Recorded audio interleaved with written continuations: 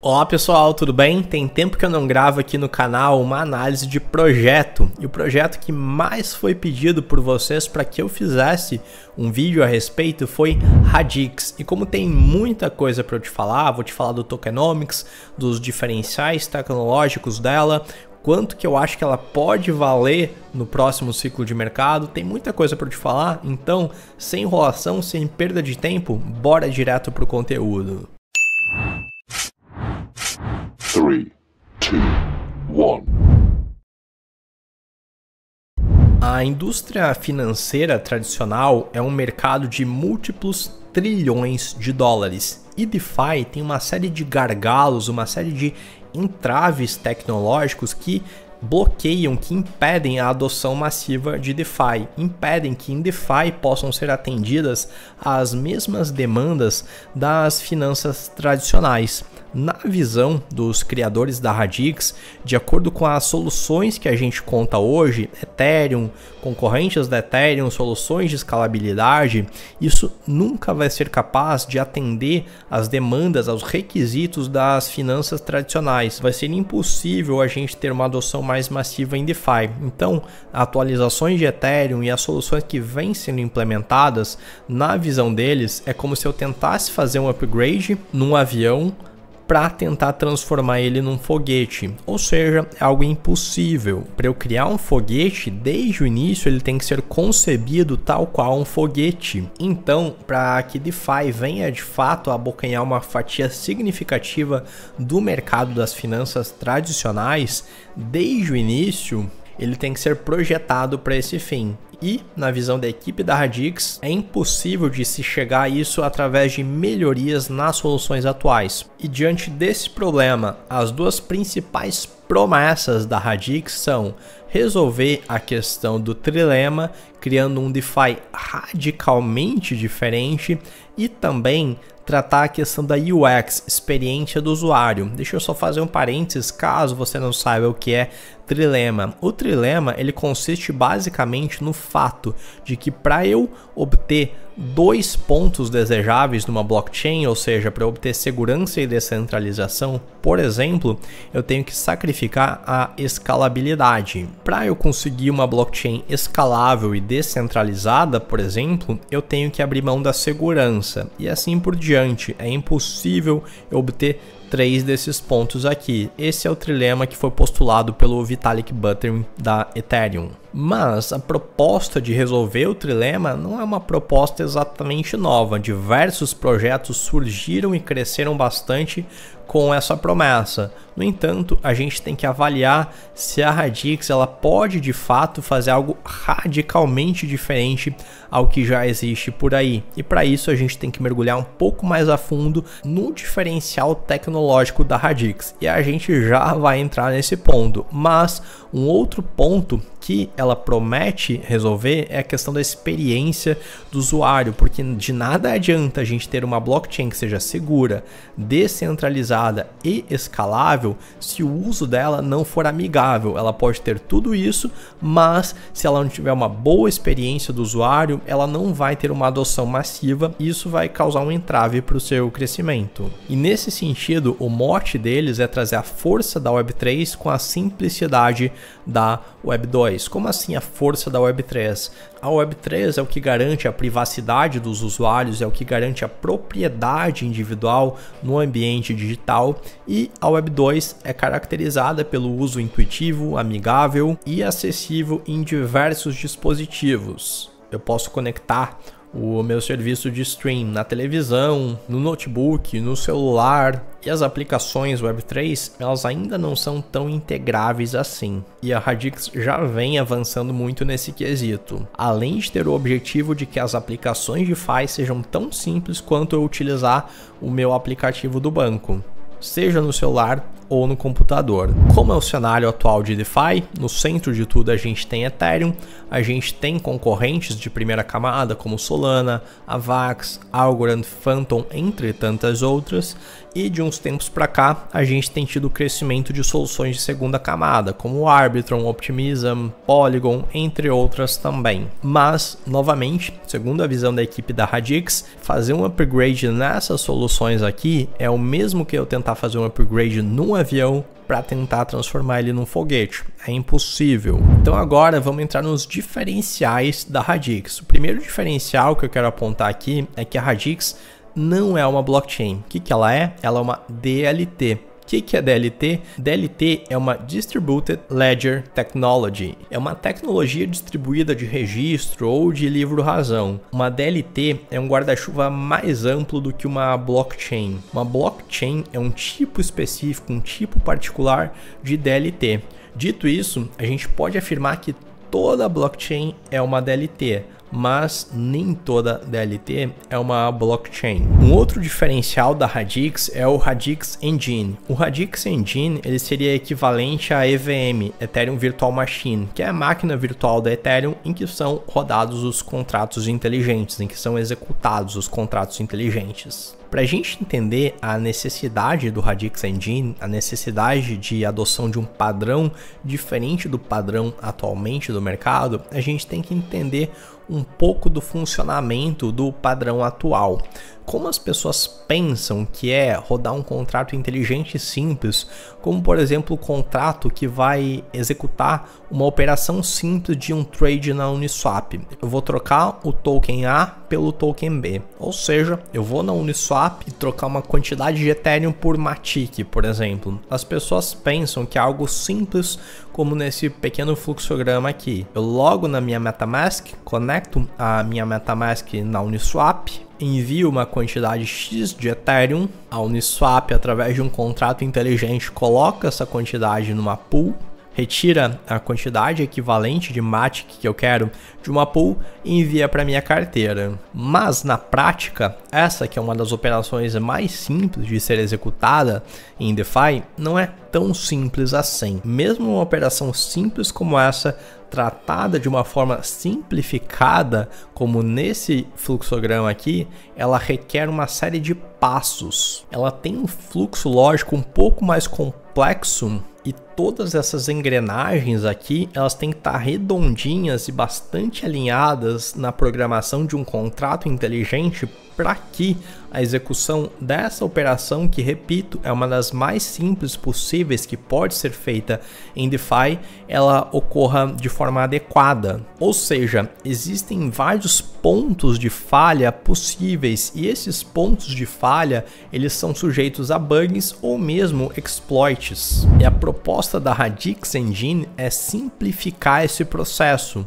Porque simplificando isso, além de trazer agilidade, a gente também obtém mais segurança, porque tem menos pontos de falha possíveis e, portanto, menos vetores de bugs ou exploits ou hacks. No Radix Engine, os tokens eles não são implementados nos contratos inteligentes. Eles podem ser criados diretamente na plataforma de acordo com alguns parâmetros. E a concepção deles, eles são concebidos, eles são tratados como se fossem um objeto físico. E esse objeto físico, um token, imagine como se fosse uma barra de ouro, ele deve ser mantido nas contas e movimentado entre elas. Na Radix Engine, as contas, a minha conta de usuário, por exemplo, é como se fosse um cofre em que eu deposito os meus tokens e tenho controle sobre eles. Já na Ethereum, os meus tokens eles são alocados em diversos contratos inteligentes. Outro aspecto importante da Radix Engine é que ele permite a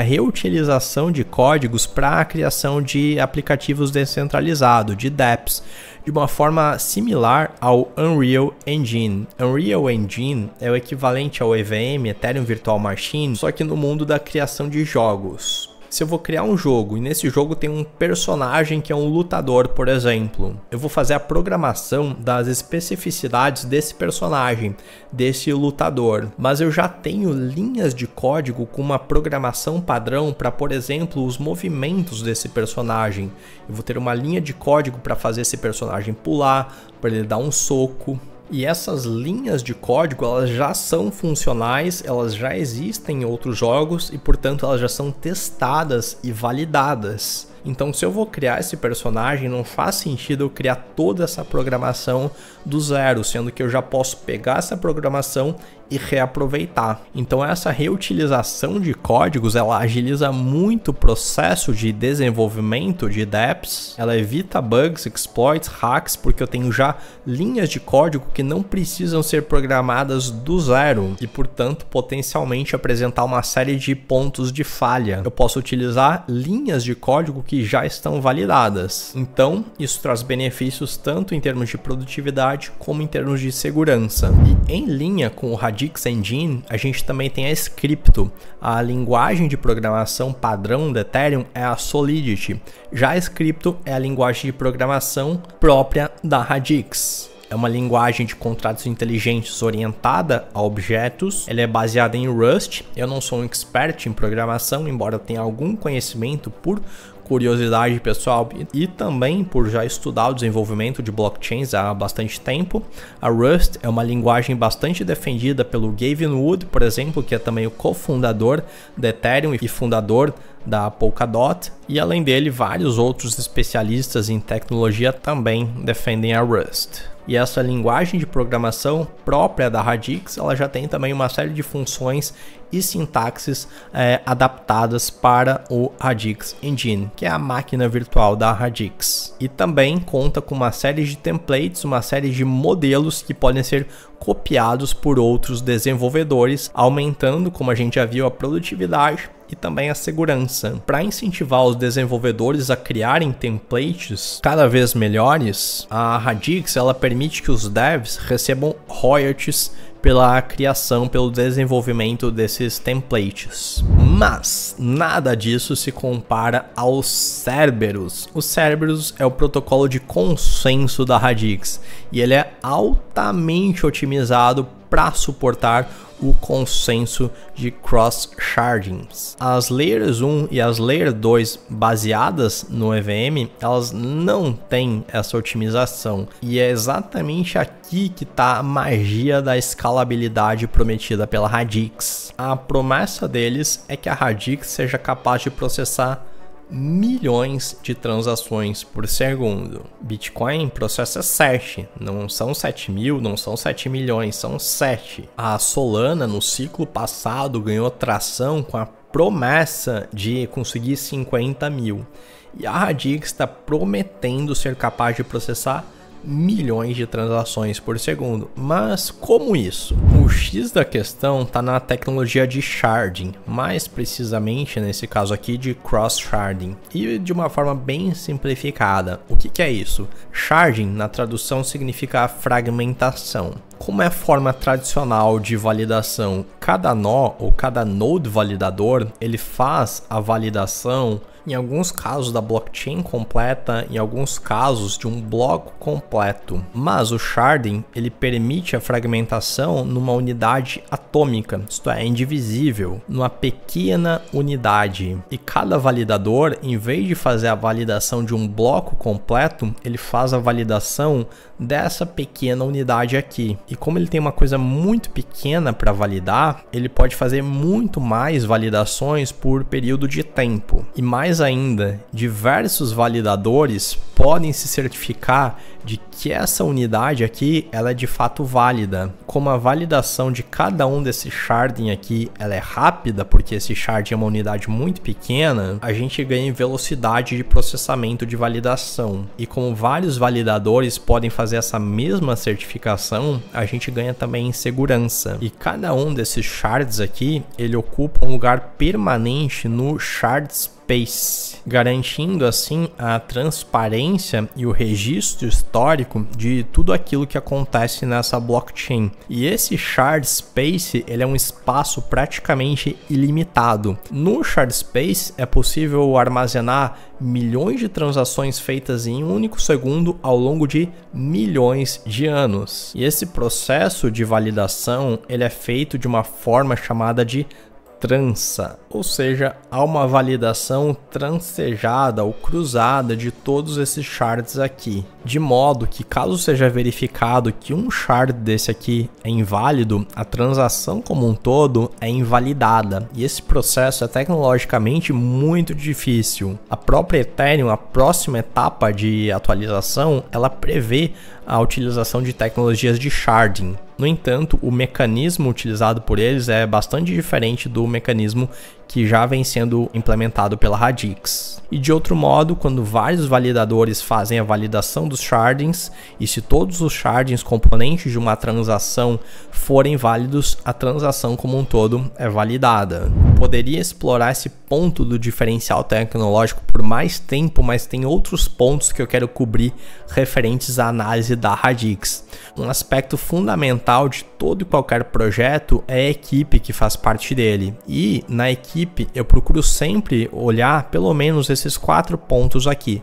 Competência técnica, ou seja, eles são capazes tecnicamente de implementar aquilo que eles se propõem. Tem competência gerencial. Muitas vezes você tem equipes com desenvolvedores brilhantes, mas não existe um CEO, e no começo todo projeto que visa ser descentralizado, em algum momento ele é centralizado, existe alguém com capacidade gerencial, conduzir a equipe, de fazer um trabalho de marketing, de criar uma comunidade, enfim, organizar todas as etapas do roadmap e fazer com que ele venha de fato acontecer. Essa equipe tem comprometimento com o projeto. Tem uma série de equipes que você vai analisar o histórico das pessoas, elas pulam de galho em galho, elas não estão full time dedicadas ao projeto. E tem equipes que têm capacidade técnica, têm capacidade gerencial, estão full time dedicadas ao projeto, mas tem uma quantidade muito pequena de pessoas. E essa equipe bastante enxuta é incapaz de levar adiante projetos mais ousados. Analisando todos esses quesitos, olhando as redes sociais, o LinkedIn das pessoas envolvidas,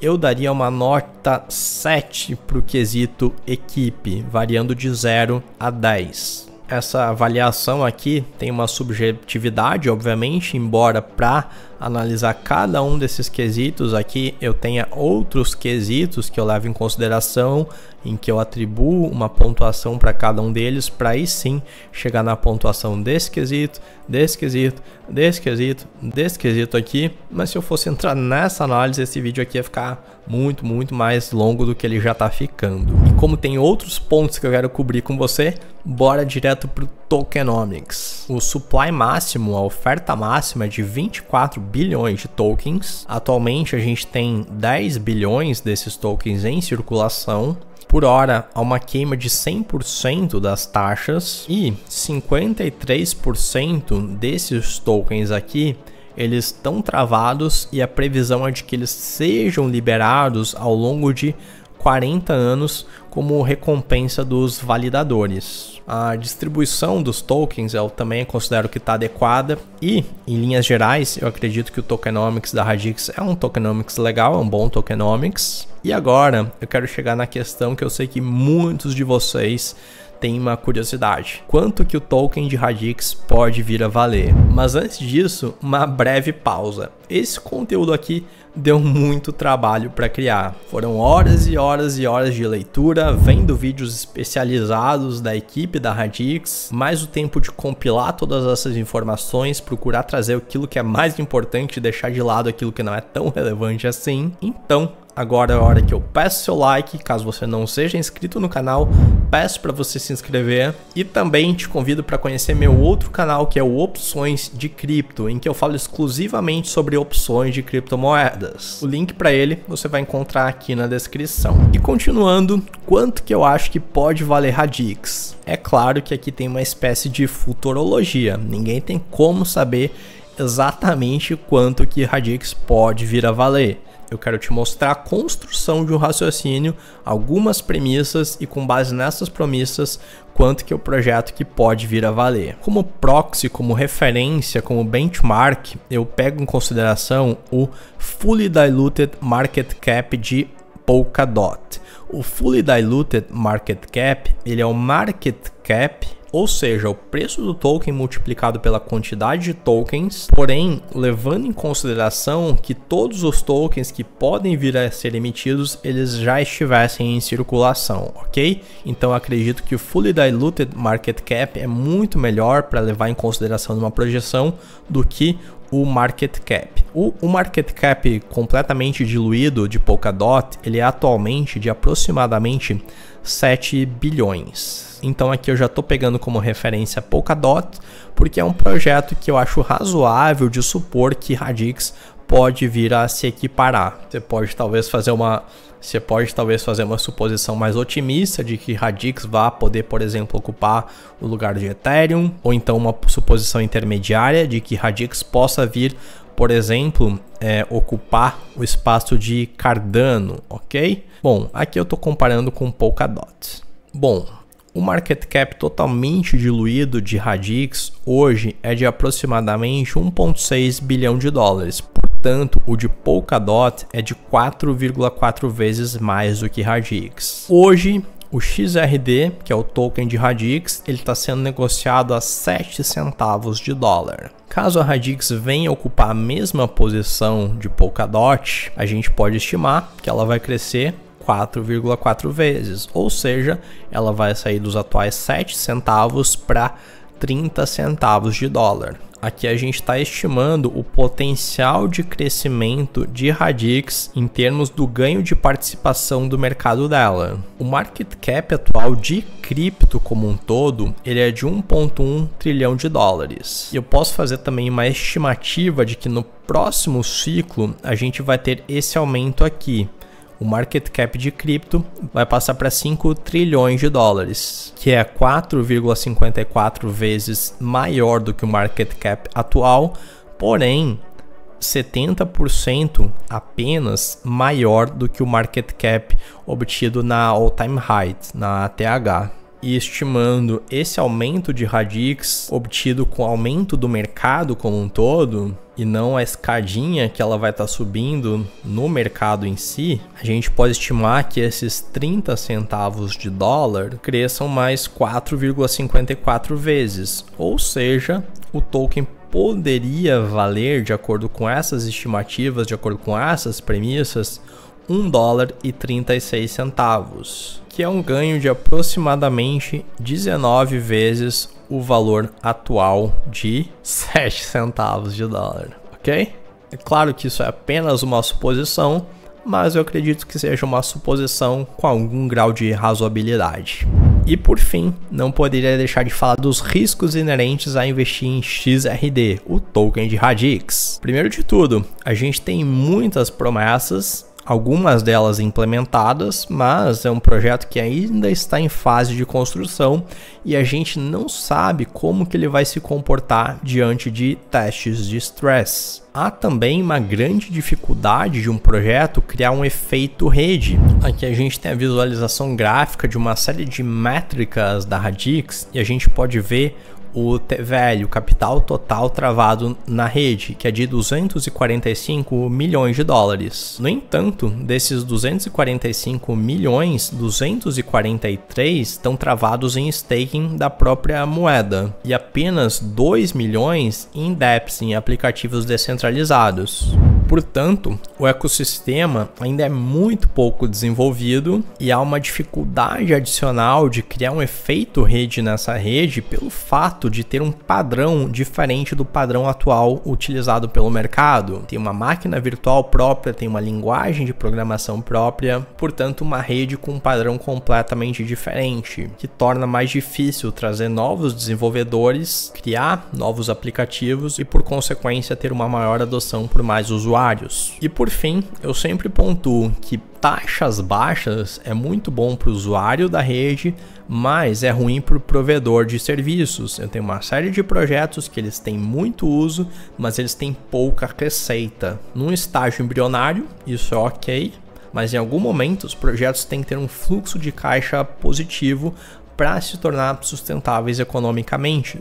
E para um projeto ser sustentável economicamente com taxas baixas, ele precisa ter uma adoção massiva, ou seja, não tem meio termo. Para que ele dê certo, ele tem que dar muito certo, ele tem que ter uma adoção massiva. E caso ele não chegue nesse ponto de dar muito certo, ele acaba dando muito errado. Bom, a gente acabou de cobrir uma série de pontos, obviamente tem alguns aspectos que acabaram ficando de fora, porque o vídeo já ficou longo. O Radix é um projeto bastante complexo, mas eu espero que esse conteúdo possa ter te ajudado a formar uma visão mais clara sobre aquilo que a Radix é e o que ela pode representar em termos de potencial de investimento. Se tem algum ponto importante a respeito da Radix que você acha que não foi falado nesse vídeo, contribui com a construção desse conhecimento compartilhando aquela informação que você considera relevante aqui nos comentários desse vídeo. Espero que você tenha gostado, a gente se encontra num próximo vídeo. Um grande abraço e até mais!